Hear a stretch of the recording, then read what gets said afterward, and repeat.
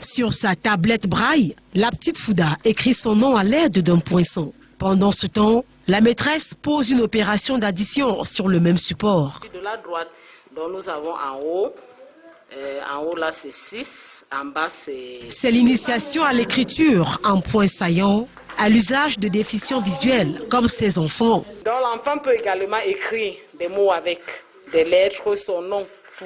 Le temps d'assimilation est fonction du quotient intellectuel de l'apprenant. Parce qu'il y a des enfants qui viennent ici qui font 2 mois et des enfants qui sont là peut-être depuis 2-3 ans. Nous avons par exemple beaucoup de maternelles qui sont avec nous depuis 2 ans. Cette année, ils vont intégrer le cycle normal.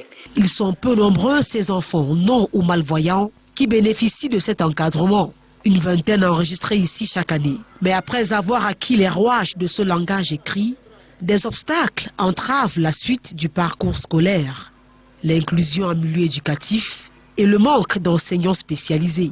J'ai visité une école inclusive dans un coin du pays et je me suis rendu compte qu'il n'y avait même pas d'enseignants du braille, de braille dans cette école. On ne peut pas parler d'école inclusive s'il n'y a pas des spécialistes. Autre handicap, le difficile accès au matériel didactique spécialisé. L'apprentissage du braille requiert un matériel didactique spécialisé qui est onéreux. Il ne se fabrique pas au Cameroun. Coco Bertin, lui-même aveugle depuis plus de 40 ans, plaide pour une meilleure prise en compte de ses enfants à besoins éducatifs spéciaux.